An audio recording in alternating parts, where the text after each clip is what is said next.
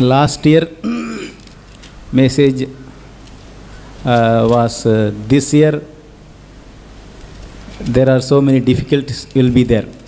और गए साल में ये संदेश था कि आने वाले साल में हमारे लिए बहुत सारे कठिनाइयाँ होंगी.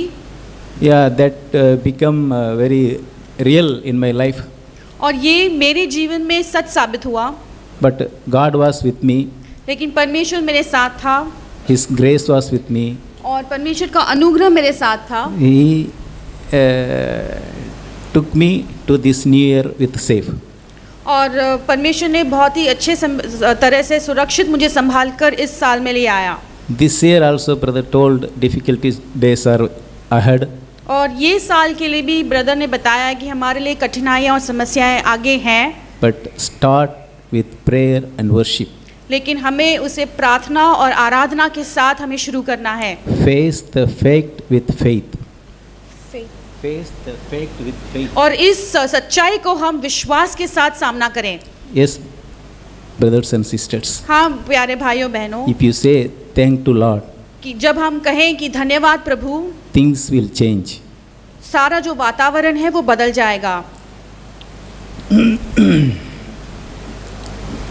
Colossians chapter 3:17. और कुलोसियों उसका 3 अध्याय वचन 17. And whatever you do in word or deed, do all in the name of the Lord Jesus, giving thanks to God the Father through him.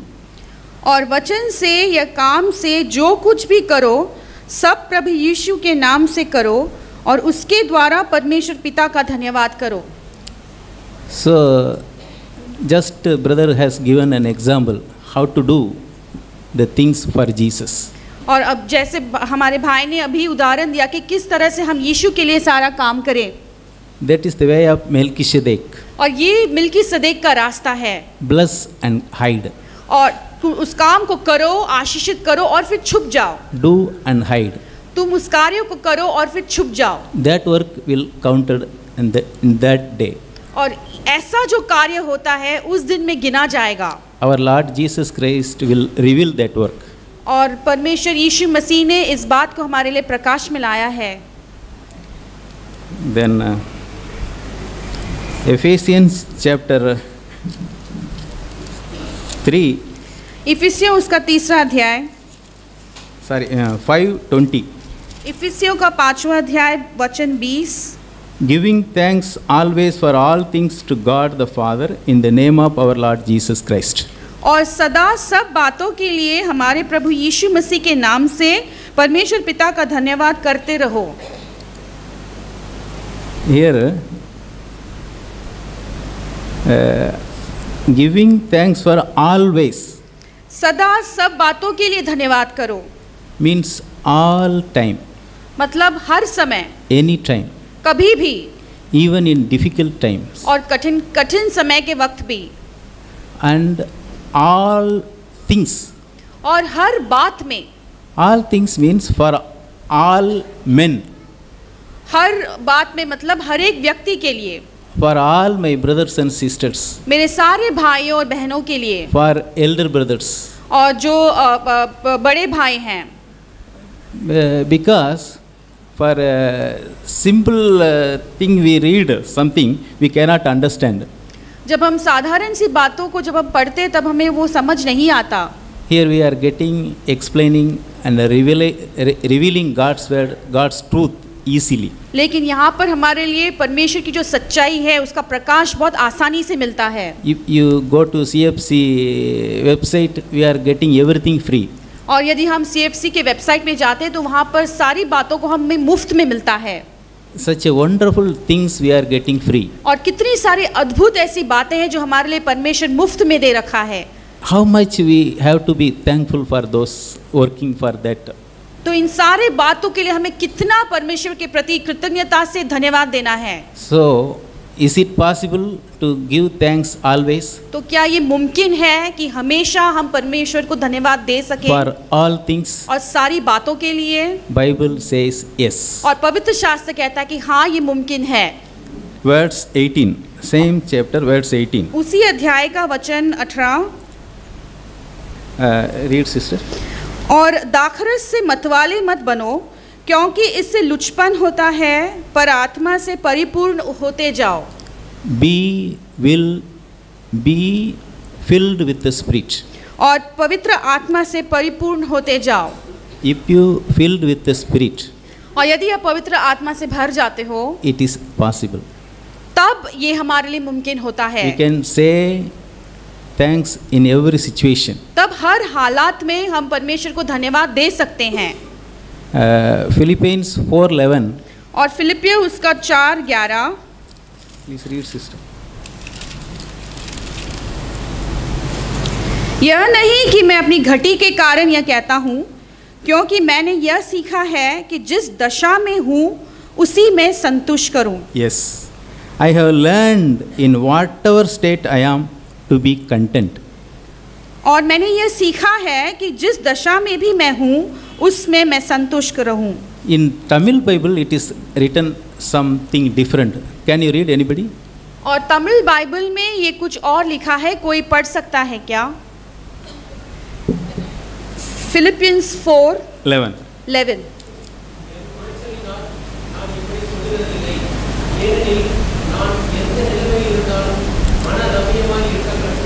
Yes, praise God. परमेश्वर की स्तुति हो। Manaramyam. मतलब दिल में आनंद रखते हुए, मनोरंजन करते हुए। It is more higher than the content. मतलब ये संतुष्ट होने की दशा से भी और बड़े स्तर पर है। Manaramyam means मनोरंजन के साथ मतलब if you touch a small baby's cheek, यदि आप एक छोटे से बच्चे के गाल को आप छूते हो, when that baby is smiling before you, और वो बच्चा तुम्हारे सामने वो हंसने लगता है, one happiness comes. तब वहाँ पे बहुत एक अच्छा आनंद होता है। In that happiness there is no mix. और उस आनंद में कोई मिलावट नहीं है। Pure happiness. वो बहुत ही प्योर है। Paul says Manoramyam. पौलुस कहता है कि मनोरंजन के साथ, आनंद के, शुद्ध आनंद के I साथ। learn to be happy in all situations. और मैं यह सीख लेता हूँ कि मैं जिस किसी भी दशा में हूँ वहाँ पर मैं खुश रहना सीखता हूँ। Not only he told, उसने सिर्फ इस बात को कहा ही नहीं, he did. लेकिन उस बात को उसने उसी के अनुसार जिया भी। Acts chapter 16 verse 25. और प्रेरितों के काम 16:25। When they get so many stripes, और जब उनके इतने सारे कोड़े लगे थे, put into the prison, और उन्हें बंदीगृह में डाल दिया गया, they start worshipping and praising him song. और फिर वो परमेश्वर की स्तुति और आराधना गीत और कीर्तन के साथ करने लगे। Yeah, real thanksgiving, real praise comes in difficult times. और वो सच्चा जो आराधना है, सच्चा जो स्तुति और आराधना है, वो कठिन समय के जरिए से ही आता है। Yes, my dear brothers and sisters. हाँ मेरे प्यारे भाई और बहनों, Please be filled with the Spirit. कृपा करके आप आत्मा में परिपूर्ण होते जाओ। Everything is possible. सारी बातें हमारे लिए मुमकिन है। Be humble. तुम नम्र रहो, God will give you grace. परमेश्वर तुम्हें अनुग्रह देगा। God will reveal his thoughts, और परमेश्वर अपने जो विचार है वो तुम्हें प्रकाश देगा, his plans. और उसकी जो योजना है वो समझाएगा। He will give you ability to love everybody. और वो तुम्हें इस कदर बनाएगा कि आप हर एक से प्रेम रख सको। In my life, मेरे जिंदगी में God has changed so many things. So many things. परमेश्वर ने बहुत सारे कार्यों को किया है। My aim in life, मेरा जो उद्देश्य है, my living style, और मेरा जो जीवन शैली है, जीवन जीने का तौर तरीका, so many changes that I cannot imagine that. और कितने सारे परिवर्तन परमेश्वर ने लाया कि मैं इसके बारे में पहले कभी कल्पना भी नहीं कर सका। Love of money, पैसों का प्रेम, anger, गुस्सा, always criticizing, हमेशा दोष लगाते रहना, always lying. हमेशा झूठ बोलते रहना। So many sins. कितने God has given me freedom. और कितने सारे पापों से परमेश्वर ने मुझे छुटकारा दिया है। For example, उदाहरण के लिए, when I was reading paper in the morning, जब मैं सुबह के वक्त में अखबार पढ़ रहा था, my wife will bring tasty coffee. मेरी पत्नी जो है बहुत ही अच्छा सा एक कॉफ़ी ला कर देती है। Coffee. She will come and keep say coffee. फिर वो मेरे पास आकर मुझे कप देकर कहती है कि कॉफ़ी। Keep and go. तब मैं कहता हूँ कि रख कर चली जाओ। I am in important sport. I am reading coffee. I know everything. You keep and go. मैं अखबार में इतना अच्छा खबर पढ़ रहा हूँ स्पोर्ट्स के बारे में, ये लाकर कॉफ़ी दे रहे, रख कर जा, मैं जानता हूँ सब कुछ। I was like that person. मैं उस तरह का व्यक्ति था। Now she is keeping same coffee. अब वो उसी कॉफ़ी के कप को लाकर रखती है। Sometimes she forgets to put sugar. कई बार उसमें शक्कर डालना वो भूल जाती है। I think that coffee, I say thanks to my wife. Coffee was tasty. तब मैं उस कॉफ़ी को पीता हूँ और मैं मेरी पत्नी से कहता हूँ कि धन्यवाद, ये कॉफ़ी कितना टेस्टी है, बहुत अच्छा है। So God has changed my way of lifestyle. इस तरह से परमेश्वर ने मेरे जीवन जीने के तरीके को बदल दिया है। So only important thing is be filled with the Spirit. और इसीलिए सबसे मुख्य बात ये है कि हमें पवित्र आत्मा में भरते हुए उसमें परिपूर्ण होते रहना है। Spirit will guide you. आत्मा हमारी अगुवाई करेगा। Simply say and obey. और सिर्फ उस बात को सुनकर हमें उसकी आज्ञा को माननी है। That is enough, brothers and sisters. ये हमारे लिए काफ़ी है भाइयों बहनों। You don't worry. तुम चिंता मत करो। God is with us. परमेश्वर हमारे साथ है। Praise God. परमेश्वर की स्तुति हो।